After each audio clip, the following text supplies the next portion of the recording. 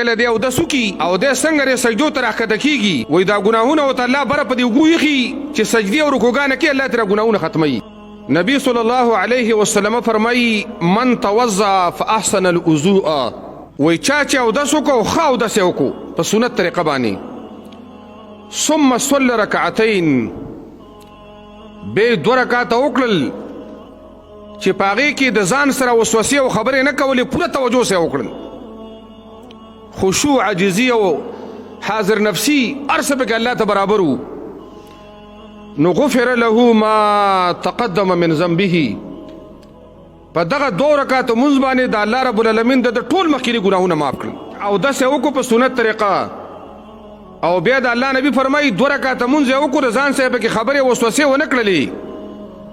په دغه دو رکعات باندې الله رب العالمین د ټول ګناهونه وبخل.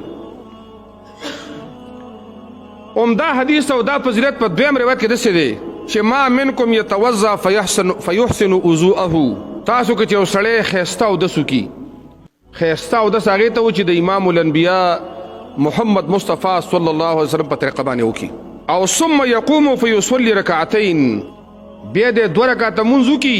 خو يقبل عليهما بقلبه ووجهه پورا توجه الله ته جوړ کړی پورا سو وسوسه مسوسه په کې ونه کی نو الا وجبت له الجنه رب العالمین ول جنت واجب کی. دا د ابو داود او د مسلم شریف حدیث سندن سی دغه دو رکعات تحیت الوضو وکړل د الله نبی فرمایي ټول ګناهونه الله وبخل به دا دو رکعات وکړل تحیت الوضو د الله رسول فرمایي جنت الله واجب کو. او دریم کې د سیدی و چې کله دی او د سکی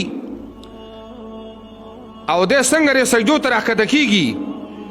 وای دا ګناهونه او الله بر په دی وګويخي چې سجدي او رکوګانه کې الله تعالی ګناهونه ختمي.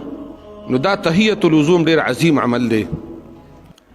محمد رسول الله صلی الله علیه وسلم معراج ته تله والله تعالی جنتونه وخودل جنت ته الله رب العالمین وخوده خو چې وکړه جنتونو ته تلما نو د بلال زلن هو در خپو دا کشار وي په جنت کې اورما دغه د خپو دا کشار نو بلال دنو ته فرمایل چې ستا کوم د امید ولا عمل دی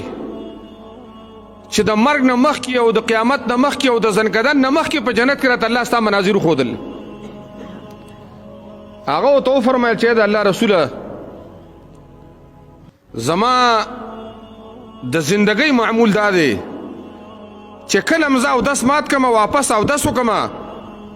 او بیا دا او داس ته رستو 2 رکعات نفل کوم 2 رکعات نفل